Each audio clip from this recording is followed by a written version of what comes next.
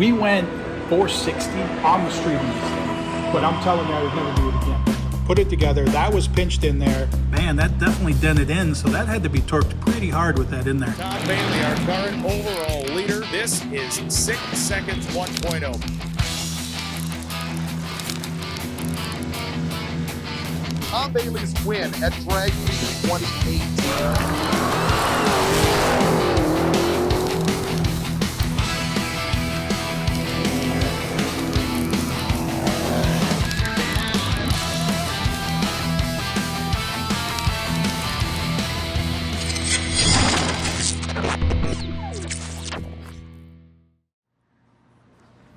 All right, guys, before I get into some stuff that we're working on with 1.0 and getting it ready to get back on the road again, give me your opinion about this idea. I mean, number one, we love you supporting all our events, and actually I'll give the plug that Michigan Miles coming up soon. Go grab your spectator tickets. It's going to be epic. You can also join Sick Ward. But looking at an event that this would be November or December of this year. So, I mean, coming up soon, we got to make this happen quick. But this would be less than 100 cars. Luke floated the idea of a blackout event, like, or the name of it, Blackout. It was my idea, but that literally we find a track, quarter-mile track, world-class track. We don't say until shortly before where the track is for racers to register. We'll give you the state and everything, general idea. But literally do exactly the opposite of everything we do right now, which is no social media. You cannot post anything from this event. It'll be less than 100 cars. I mean, probably like an 850 style shootout or whatever, like to find the fastest 850 car. Also unlimited, find the fastest. This is all quarter miles, so find the fastest car. But literally you cannot post about it or you're out. Like kind of like Fight Club rules. Like you don't talk about it. You don't tell anybody you're going. It is going to be a limited, maybe the top 100 from Sick Week, Sick Summer get an invite. And then other than that, maybe we follow like World Cup style stuff to where you got to prove that you have one of a fast car that fits into these brackets to kind of figure out exactly who the fastest guys are out there. There'd be a little drive involved. We would do it from one track. But literally, I mean, the biggest thing is the blackout. You cannot post anything or you're out. You cannot say you're going or you're out. Like, I mean, you won't know who's going to be there until you get there if you're a racer. No spectators. I mean, this is closed to the public and closed from, and you can film and everything. You just cannot post it till after the event's over. So, I mean, maybe I'd reach out 1320 guys, have them film all weekend. Obviously, we'd have our guys, but none of this stuff comes out until the event's over. So, literally, nobody knows what's going on. Obviously, they figure out roughly where it is as it happens, but there's no prior knowledge of where it's going to be. You don't know who's going to be there as other racers because you can't talk about it, kind of like Fight Club. Like, and just literally no promotion, nothing during the event. So you figure out when it's going on, and this weekend it's like whatever weekend it is or what week it is, like that it's going on, and you don't get to know anything. Like, and you cannot tell anybody. That's the most important thing, is like if you're there, like as a racer, you go there, if it's found out that you leaked anything, you're out. Like you're eliminated from competition.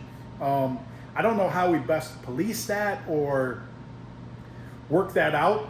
I mean, I'm open for advice. I mean, I don't want to take people's phones away, because what I don't want is that, because they can film. Like, the whole idea is just that nothing is out until it's all said and done, and how we best control that. But that's the idea, and we were really looking to doing it towards the end of this year. Like I said, it'd be less than, I don't know, 60 to a max of 100 cars, so people get multiple runs. It'll be a drag and drive style event, so we're gonna need to go drive. We're gonna prove the roadworthiness of these cars and get it out there. But let me know in the comments like what you think. Obviously some other ideas like on how best to police it, and do you think it's a cool concept? Because everything now has gotten to where everything's public. Like everybody knows everything as it's happening. What if nobody knew anything while it was happening? I think that'd be cool. So now on to the upgrades for 1.0. And remember, Michigan Miles, go grab your ticket, Michigan Miles. Also 666. Racer entry sold out for these, but you can join us in the Sick Ward, join us in Spectators, and we'd love to see you out there coming up just a couple weeks. But there you go, on to 1.0. All right, we are over at M1 Concourse, Pontiac, which, hey, next week or here in a couple weeks, they're going to do Roadkill out. They confirmed that it's going to be on Woodward Avenue, so that's cool. 1.0 has participated in Roadkill many times. Aiden, is your car going to be done in time for Roadkill? I mean, it's like, what, a week before Michigan Miles, so we'll see. Not very much before. But Aiden's car, and actually the first Roadkill that happened on Woodward Avenue, the first Roadkill, 1.01. And when Roadkill was done that time, to me, that's the true way that it should have been done, because you don't even know how that one was. Wow, I So, wasn't involved back then. so the first Roadkill on Woodward. So the first one happened at the old Silverdome parking lot. But then the first one on Woodward, which 1.01, it was hot lap. Literally, it was, you had to go out there, you qualified, you had to qualify in the top 8, basically same thing as now. But then when you were in the top 8, there was no cool down period. Literally, it was, and I'm trying to remember exactly how it was. I think that the number 1 qualifier had to race, maybe it was a top 4, because the number 1 qualifier had to race number 2, then come back and race number 3, and then come back and race number 4, and then that's how you got your points or whatever. Well, then number 2 had to race number 3, then number 4, then number 1. And it was all hot lap. Like literally it went big tire, then small tire, then you had to come around. So if you threw the chutes, you had to hurry up and pack the chutes and get back up there. There was no refueling, and as I tell you the story a little more, you didn't want to turn your car off because it was vapor locking. So Well, you could refill, but you didn't have time, because we were pumping it from the back to the front before we switched the bigger pump in the back. right. We switched the bigger pump in the back because of Roadkill. Yeah, that was actually part of one of the reasons for the modifications was to be prepped for Roadkill and how it was. But yeah, so literally it was, I just remember like once you qualified, which, we went 460 on the street in this thing, but I'm telling you, I would never do it again. And it was because we had taken the boost ramp down, but we didn't fix it at the back, so it still ramped it all in. And I'm telling you, it was scary. And that was days like Joe Barry and kind of had the old school drag week crowd or whatever that we did it. And Brian Goldstone, just a cool crowd. But I'm telling you, it was the hardest thing ever did, was for that fact that after you qualified, then you had to race number 2, number 3, number 4. So race them, and then and I didn't turn it off for that. I just came back. When we refueled was because then number 2 had to race number 3, number 4, and then number 1, and then number 3 had to do it, and then number 4 had to do it. So literally we made our runs, which were 3 runs back to back. Then turned the car off, and now number 2 was making their runs, so they made 2 runs, and then we just had to race them on the 3rd run. We had to do the same thing with number 3 and number 4, and then they just took the whatever, you got a point for a win, and just nothing for a loss. How many laps are you doing in one day? So no, this was within an hour. We made 6 laps. Yeah, wow. Because it was. So when we were trying to start the car at the end, the car would barely turn over because it was vapor locked so bad, and it was so hot. And all we did it with, which Jason Sack will tell you and Grubby will tell you, all we had was, what were the tools we had, Aiden? We had a bucket to drain the ice cooler and the 2 hand wrenches it takes to drain That's the ice it, and that's all we did to win that event or whatever. Yeah, There right. was not, we didn't have any tools at all. It was a bucket and that, and I mean, that was, to me, that's probably one of the coolest things that ever did with this car was that first. August is pretty hot. Like So- it's a hot time there. August. Yeah, I mean, we were racing the evening. It wasn't that it was deadly hot out or anything like that. It was that your car was hot as hell because, I mean, you were running back to back, and it was. And I don't remember who was in the top four. I think that, I know Brian Goldstone was in the top four. I don't even remember. Like Joe Barry was probably in the top four, but I mean, it was epic and it was cool. But I don't even know what year that was. So that's been a while ago because you can see all the stickers on here that, yeah, so whatever the oldest sticker is probably the Roadkill. There's 18, 19. 16. Oh, the big one's 16. So that would have been 2016. But yeah, all those Roadkill stickers are on there. But Andy, you got tired of Baywatch? Is that what you said? Yeah, come home. I'm here on my own, so watching the reruns of Baywatch. We'll pull this apart. So- every time I come here, it's up in the air, so we need to have a look at it. So the last time, and I mean, got sidetracked there, but the last time this car ran was Drag Week 2023. Won the event. That actually, so basically for 4 years in a row, 2018 won Drag Week with this car. Then 2019, that's when went 599 and 2.0 won Drag Week. 2020 was canceled because of COVID.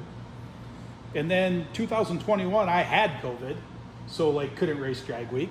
So then 2022, 2.0 won Drag Week. And then 2023 came back with 1.0 to give everybody a fighting chance, I guess, and bring the slow car, see if it could still win. And it still won in 2023. But we were sticking valves. We had the heads off. Like, I mean, we rebuilt this, Steve and I, in a hotel parking lot, I think on day 4. 8 miles. The thing is like spot on, the money perfect, just purring like a kitten. Shut it off, and this thing go to start it back up after it cools down. Valve guide grabs the valve and didn't let go because you have extremely hot exhaust valves from driving it for real long. The problem with drag and drive stuff and 3,000 plus horsepower motors, big horsepower stuff like this, well, sometimes it'll grab it, and it grabbed it. And it didn't let go. And it still hasn't let go. So I tried to gently persuade it with a mallet and not bending valves. I'm not stupid. So, and obviously didn't fix it. So we took rocker arms off it and drove it all the way over here. And got it all together and ended up finished winning the event. But then afterwards, the heads were pretty cobbled together. So Steve wanted the heads. We pulled the heads off. We took those to Steve. And then Steve went through the heads, fixed everything, new valves, new springs, new everything, gave them back to us. We put them on, and when we put them on and we fired it up, we were pressurizing the cooling system. So then we pulled it all back apart again. And we're not the engine guys, that's why Andy's messing with this stuff So now. hang on a minute. But- When you and Steve pulled it apart, who had the driver's side? So- Just need to know. See, it had to I have need to know been, this question. but it had to have been us at the shop because you did it day 4. You wouldn't have made it Oh, you would day have 5. pressurized it day 5, yeah. So So it had to have been what Andy interrupted in your story. Yeah, It would have been because us at the- we've at got to the talk shop. about this situation. well, and that's the thing, because that's, I No, don't. I didn't do it. Right, and that's the, oh no, that's one of the times you were messing with it last time you were here, yeah, Andy. yeah, here we go. So, This, yeah, we can, but, we can draw pictures here if you want. Like, we're over here somewhere. but yeah, so it was pressure on the cooling system, pulled it apart, and put it back together again, and then we thought everything was good. Now, this was probably late 2023 or early 2024. I don't even know. It Like, would've been I mean, right I after- drove it here. Right after drag week. So, Took the head all and right, then so put it back. let's just say October, November or something, because it was at the other shop and we had a lot of projects going on. I wanted to get it out of there and have it running and driving. So, like I said, we put that together, pressurized the cooling system, and pulled it all back apart again. And what we're trying to figure out is, did it have the old head gaskets on the first time? Because as soon as Andy gets to get into his story here in a second, it's, we put it back together again, and then we thought it was all good. It ran for a while, like at the shop, and then I drove it over here, and when it got over here, though, it was pressurized the cooling system again. Not to the degree it was the first time, which when Andy tells a story helps to probably put these pieces together a little better. Facts. So facts. So story, but either way, put it on this hoist and got to the other stuff that we were working on, because sick week was coming up in January. So I feel like, which I'd have to go back in the videos and look at it, but I would feel like we were doing a lot working on 2.0 to get it ready. Wanted to get this out of the way to be able to get that work done. So we actually didn't have time, put this on the hoist and said we'll deal with it later. That was late 2023 or early 2024. We don't know which. And it is. If we're prepping for sick week, it had to have been after drag week, it had to have been late 23. Yeah, so it's mid 2026, and it sat on the hoist the exact same way until last week that Andy, as he told you, got bored watching Baywatch. And I said, well, if you want to pull that apart, look at it, because that way we can get it back together. But you can have Baywatch from the big screen down here too, so I was multitasking, you know. Oh, so now we got to wonder where stuff is, because Andy's picking his nose with a lifter or push rod. Who knows where he sat it at? It's like scratching his butt. So, but So what did leak, Andy? so you pulled it apart, Yeah. and first you said it's all good. Yeah, it looked all good. I double checking the tension on the head bolts, and a few of them were a bit light on, so I thought that may have been the issue.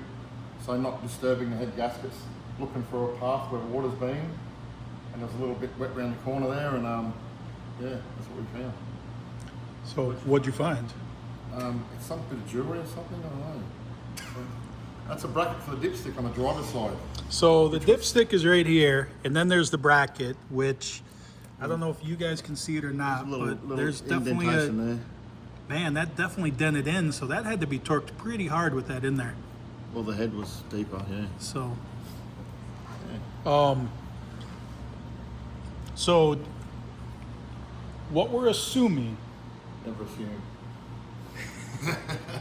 is Facts. the first time we put it together, because we're trying to remember 3 years ago, and the first time we put it together must have been with the old head gaskets. Put it together, that was pinched in there. That's what caused our water leak Initial problem. with that. Whether or not that's when it cracked the head or not, not sure of, but it must have been when it cracked it, and it allowed it to pressurize the cooling system quickly. So when we took it apart, we probably said, well, let's just replace the head gaskets to make sure it's all good, is what we think happened, because there's no marks on the head gaskets from that being in there when those head gaskets were on there. So what we believe is that we put it together with new head gaskets, because if there is a witness mark, it'd be in this vicinity. Well, there's a little mark there. That's from the head. That's where the water's been in there Oh, gotcha. for 4 years or whatever it was, 5 years. 3 years, 7 years, 10 years. But that's where that was. There's no mark in there that was in there. We put it together, and because that it still had the hairline crack in the head, but it didn't have the dipstick in there that was done by the dipsticks. No, and the bracket Then- was straightened too, so it wasn't, it's old, yeah. Basically says that it was better, but the crack was still there, so that's why we thought everything was okay. Drove it over here, but there was enough of a crack there, or as pressure built and it got heat in it, it definitely forced water into there, which caused it to pressurize the cooling system. And then minor problem that that we could have figured out probably if we pulled it apart again. But instead we said, well, we don't know. So when we get time, we'll pull that apart. It's pretty hard to find. Like it's a minuscule crack. I can hardly see it. So just triple checking everything, going through everything, looking for low spots and high spots and fucking holes or whatever. The only cylinder that had a little bit of variance was this number 7, driver side rear. Looked like it had a crack here. Through here. Just have to clean it up and have a look, but I'll look at everything before. There's a bit of coolant sort of around here, which means that could be the area. It's a bit wet around there, and it's a bit peppered in here. Maybe. So when you clean the head gaskets up, we got this one inside outside, so the ring there. So here it is here, and you see where the O-ring groove is. It's not really squashed it there. It's got the groove there, but on this side you can't really see it. It hasn't pushed it right in, so whether it hasn't been tightened down or this is a high spot, I'll clean it and I'll run a file over it. It might have a low spot here which is holding it out. So Andy got the heads off, and I can't show you the heads because he took them to Steve. So Steve is working on the heads. He also was working on the fire rings in the heads and fixing that. So we should get that back together. We should get those back hopefully in a few days. Andy's got all the parts cleaned up and ready to go. Like it's pretty amazing when he's watching Baywatch. Like he probably doesn't realize what he's doing, and he's just cleaning all the stuff up. So getting it all done, and like Pamela Anderson, like in. Oh, that's the only person I know is Pamela Anderson that was in it. But, so 1.0 should be back running and driving before Andy leaves, because you've never even got to ride in this car because it never ran when you come over here. It's just sat on the hoist. Everything's always broken when I come over. So That's why you come over. yeah, you're here to fix it all. But Yeah, OG, this is a good thing. but yes, hopefully this is back together and running and driving here in the next week, and that'd be awesome because I mean it hasn't been to a car show, like it hasn't been to anything. It's just sat on this hoist for all that time, and it's pretty disappointing, a car of this caliber just sitting here, not doing anything. Who knows? I mean, it could get a new Roadkill sticker here in a couple weeks on there. But time will tell. Andy, do you have anything to redeem yourself with the Ford over there? Oh, I got torched. You guys killing me. I did say I don't know nothing about Fords, a little bit, but not. So I apologise for all you Ford fans out there. Because you're I'm a Holden guy. so, and there was comments too about the Holden plate. Oh yeah. So, because why is there a Holden plate on a Ford? It was actually rage bait. We knew what we were doing. So, the paint hasn't melted around that plate or anything like that. Still all good. But yeah, this coming together, Aiden's car coming together. He's working on the wiring harness. So hopefully his car up and running soon. Engine's in there. So we'll get you an update on that video soon. But that stuff's in there, good to go. This coming together. Have you learned anything different about this car? Anything that's weird as you've tore into it? Pretty straightforward. So, I don't remember how to put it back together, but yeah, it'll be all right. well, I know so many times, like when I look at this car, because this car has not changed in, I mean, 2010, like, is when we put this thing together, 2011 is when it went together, and nothing has changed with this car since then. We did go to a bigger, like, and I'm trying to think because obviously some minor changes, but we went to a bigger fuel pump in the back. That was so that we would be able to run Roadkill, because, I mean, it's only got that 2-gallon one that we would race off of. And the idea was that now we had enough power or enough pump in the back that we could run off the back tank that holds 12 gallons, and we could run that so that we wouldn't get the vapor lock of just recycling the same couple gallons of fuel all the time. But I mean, it's still an air-to-water intercooler. Like, the car still weighs a ton. How much does it? So 3350, I think, was the weight of this car. With you in it? Might be blossoming a little bit. So, yeah, might weigh more now. So, but and I can't remember if the car was 3350 with me in it or without me in it. I don't recall. I just remember a 3350 thing because we actually had weights in here weighing it down for one of the classes that we were running in. That I know we had to run. We had to be 3,300. Oh, it was Rocky Mountain Race Week had a 3,300 pound rule. So we had weight in the car. This car has been 639, like 229. I don't think this car's ever been 230. Hard for me to remember like what it's been, but 2.0 was that we knew we were at the cap, that maybe we could get this car to run 620s, but it's what they call it, a 1.5 frame rail, because this is a single frame rail, but they call it a 1.5 because it goes to a second back here. But it's also why this car runs so good at Roadkill in different street events or bad tracks, is because this chassis has flex in it to where it allows it to where 2.0 is pretty rigid. But it allows it the flexibility to be able to run on marginal tracks very well. Oh, we did go to, this is it's a wet block, but with an external oil pump. I mean, that was one of the issues. So if I'm going to give you a lesson, just because you have a sponsor doesn't mean their product is the best. It took changing oil pumps, doing stuff to find out that the oil we were running was causing our problem. It wasn't anything to where we thought we had just exceeded the capacity of the wet sump oil pan with the stock pump location, oil pump location. So made the change to the external pump, but kept the wet sump because there's nowhere in here for an oil tank because everything's so tight.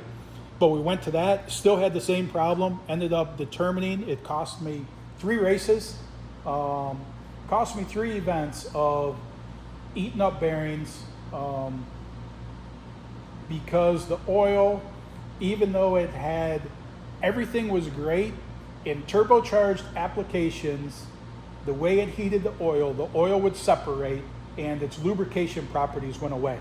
So therefore, so it was a street drive. If we only raced it, no problem. What had happened every time is we're driving from track to track to where literally we're in the thing for 8 hours driving it, to where one time we actually heard it happen, like driving down the road, engine stopped for a fraction of a second and then started right back up and ran again. We didn't think anything of it, but the next day kicked the rod out of it and determined, like, we self-diagnosed that locked up that bearing while we were driving down the road, and it stopped the engine for a second, then it broke the bearing loose and spun, and then it was back running again. But and it was from running that oil on the street. I won't tell you what the oil is. And I can tell you that they're no longer in business, the oil company that it was. So not in the configuration it was at the time. But that's where I learned about some of the sponsored parts, which was obviously early in my drag and drive career, or whatever that happened, because that was a 2014 deal. But cost 2014 drag week. It also cost Rocky Mountain Race Week. The problem redeveloped again when we had a Rocky Mountain Race Week. And it cost something else. There was something else I was at just basically hit me again. But small tidbit there. So just stop talking about this stuff and we'll work on getting this thing back together, get you an update on it, hopefully running and driving. But that's a 1.0 update. If this is your favorite car of all time, comment. Tell us it's your favorite car. If you hate this car, you know what? Tell us you hate the car too. But